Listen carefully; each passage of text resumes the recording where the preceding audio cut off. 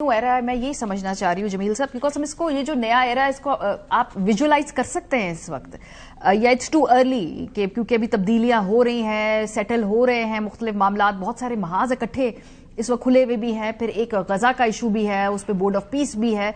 क्या ये नया जो एरा है, जो नया वर्ल्ड ऑर्डर है, जो कैनेडियन प्राइम मिनिस्टर कह भी रहे हैं, इसके खदोखाल अभी कुछ नजर आ रहे हैं?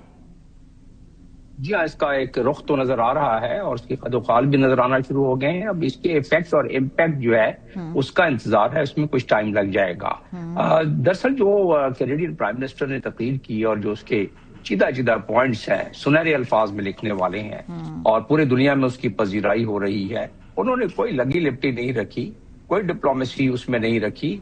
उन्होंने क्लियर क्योंकि बात उस नहज पर पहुंच गई कि बहुत क्लियर और वजाहत के साथ बात करनी थी।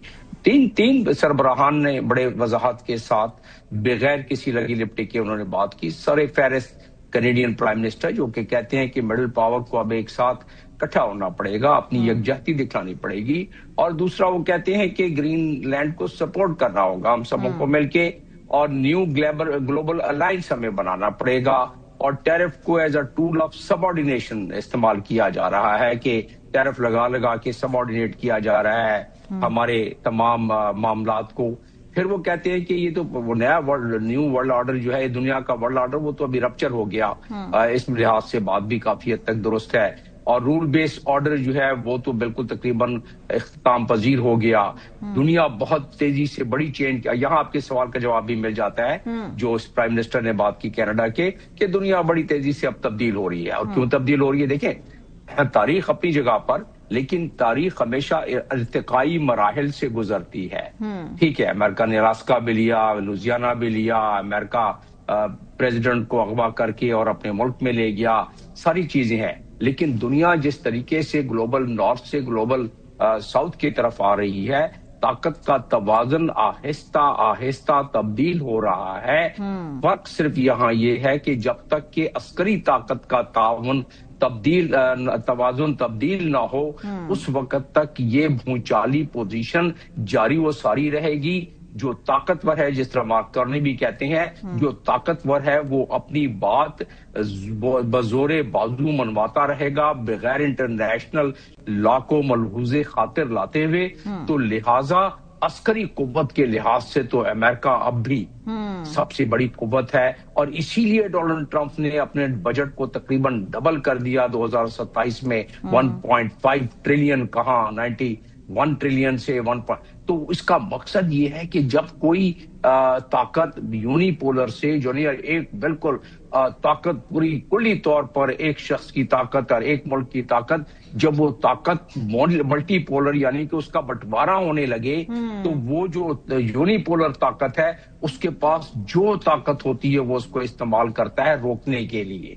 ये दुनिया की तारीख है। तो उसको रोकने में आप देख रहे हैं कि ऑफिसर टैरिफ लगाने की कभी बात करते हैं, कभी कहते हैं कि मुझ मेरी ग्रीनलैंड की जिसने मुखालफत की उसके तो मैं बिल्कुल जो है टैरिफ लगा दूंगा। जिसमें नाम लेके कहते हैं वो कि जिसमें जिन ममालिक के नाम उन्होंने लिए वो भी साथ में उन्होंने जाहिर कर दिया कि भाई ये किन किन ममालिक पर हम कर सकते हैं। और उसके बाद साथ साथ वो कहते हैं कि फोर्स और ये जो टैरिफ का मामला है वो नेटो के, मैं सेक्रेटरी जनरल के कहने पे थोड़ा रुक गया हूं। और फिर बाद में वो कहते हैं कि मैं तो, ये हमारी नेशनल सिक्योरिटी का मसला है ग्रीनलैंड। भाई 2 मिलियन स्क्वायर माइल का इलाका, और वो जिसको कि नॉर्वे के वो कह रहे हैं कि जी बिल्कुल सवाल ही पैदा नहीं होता है।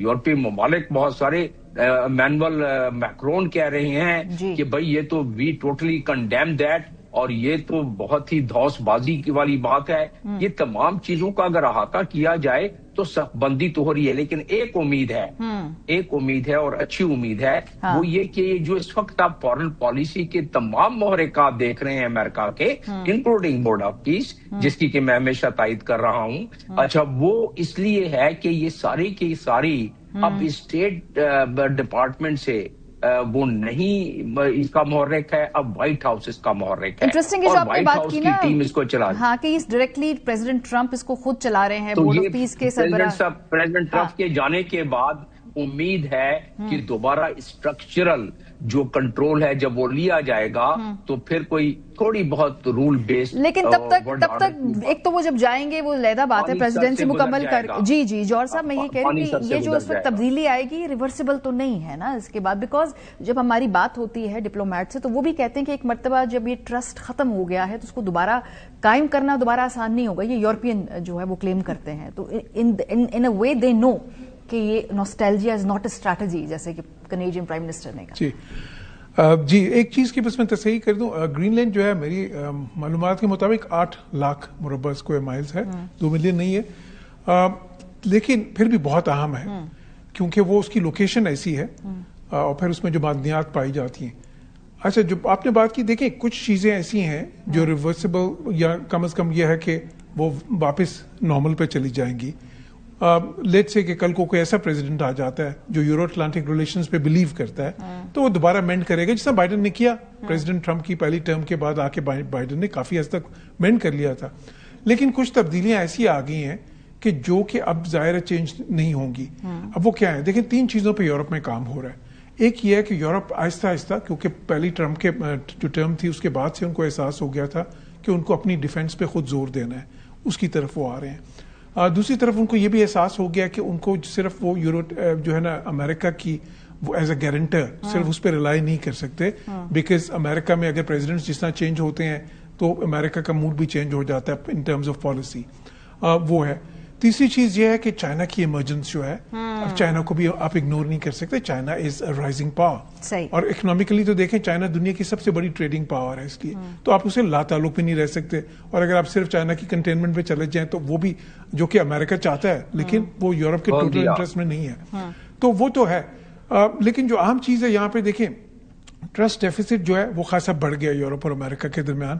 یہ تھوڑا سا کسی وقت بہتر ہو سکتا ہے, لیکن یورپینز جو ہیں ویسے بھی کیونکہ ایک ملٹی پولر ورلڈ جس طرح بننے کو جا رہی ہے اس میں یورپ یہ دیکھتا ہے کہ یورپ وہ کانٹیننٹ ہے جس نے دنیا پہ رول کیا ہے ایک وقت میں. اب وہ شرنکنگ کانٹیننٹ ہے, اس کی آبادی کم ہو رہی ہے. اچھا دنیا کی جو جی ڈی پی ہے اس میں ایک ٹائم تھا 60% جی ڈی پی دنیا کی یورپ کی تھی, اب وہ 20% سے بھی کم ہو گئی ہے. وہ آہستہ آہستہ اس کو جی ڈی پی کے حساب سے بھی اس کے ملیٹریلی بھی آہستہ آہستہ وہ شرنک ہو رہا ہے. تو اب اس کو اپنی ایک نئی جگہ بنانی ہے دنیا میں, اور اس میں اس کو دیکھنا ہے کہ اب وہ جو اس نے نیا اپنا مقام ایک بنانا ہے یورپ نے, تو اس میں امریکہ کا کیا رول ہوگا. وہ بھی اپنے آپ کو فگر آؤٹ کر رہے ہیں نا, یہ ان کی بھی ایک ری انوینشن کا ایک پیریڈ شروع ہو رہا ہے. ری الائنمنٹس ہوں گی, ری الائنمنٹ ہے, ری انوینٹ, وہ بھی اپنا ری کنفیگریشن ہوگی. Reconfiguration is the right word. Jamil صاحب کنکلوڈنگ نوٹ آپ کی طرف سے بھی یہ چاہوں گی کہ یہ جو فرینچ پریزیڈنٹ نے خاص طور پہ چین کے ساتھ ایک آگے فیوچر جو ہے ایک تعلق بنانے اور اس تعلق کو مزید گہرا کرنے کا اشارہ دیا ہے, تو یورپ جو اب چائنا کی طرف اپنی انکلینیشن دکھا رہا ہے, یہ کتنا سگنیفیکنٹ ہے؟ اس کے 2 وجوہات ہیں بڑے سمپل سے. ایک تو یہ ہے کہ چائنا سے اگر وہ ٹریڈ کرے گا, ابھی عسکری الائنمنٹ اگر کرے گا تو ظاہر ہے ابھی حاوی تو امریکہ ہے اس میں, جب تک کہ پورے یورپ اکٹھا ہو جائیں اور چائنا رشیا اکٹھا ہو جائے تو شاید پھر وہ عسکری لحاظ سے کچھ نہ کچھ مطابقت رکھ سکے گا, ورنہ تو وہ حیثیت نہیں ہے. لیکن ہاں ٹریڈ کے لحاظ سے بالکل وہ ڈائیورسیفیکیشن کر سکتے ہیں, ان کو فائدہ بھی انفیکٹ اب چائنیز کے ٹریڈ والے معاملات میں زیادہ ہے, تو اس لحاظ سے تو ان کی ایک ڈرفٹ نیچرل بھی ہے, کیونکہ جس طریقے سے بی آر آئی اب مضبوطی پکڑ گیا. دیکھیں چائنا کو مینوفیکچرنگ کنٹری ہے 2010 سے دنیا کا سب سے بڑا, اور دنیا کا سب سے بڑا ٹریڈنگ کنٹری ہے 2013 سے. چائنا کی 18,000 ٹریلین سے زیادہ کی اس کی ٹریڈ ہے. تو یہ تمام چیزوں کو اگر دیکھا جائے تو یقیناً وہ ایک جو قوت ہے, معاشی قوت ہے, عسکری قوت بن رہی ہے, اسپیس میں جو ان کی ترقی رشیا اور چائنا کی مل کے ہو رہی ہے, اس لحاظ سے تو یورپ کو فائدہ چائنا سے ہی آگے جا کے ہوگا, لیکن عسکری لحاظ سے ابھی وہ ڈیٹیچ نہیں کر سکتے. ایک چیز میں بتاتا چلوں کہ وہ 6 لاکھ کے قریب جو ہے وہ 86 وہ کلومیٹر ہے, اسکوائر کلومیٹر, اور یہ 8 لاکھ صحیح فرما رہے ہیں جوہر سلیم صاحب کہ 8 لاکھ اسکوائر مائل ہے, تو 21 یعنی 2 ملین جو ہے اسکوائر کلومیٹر ہے.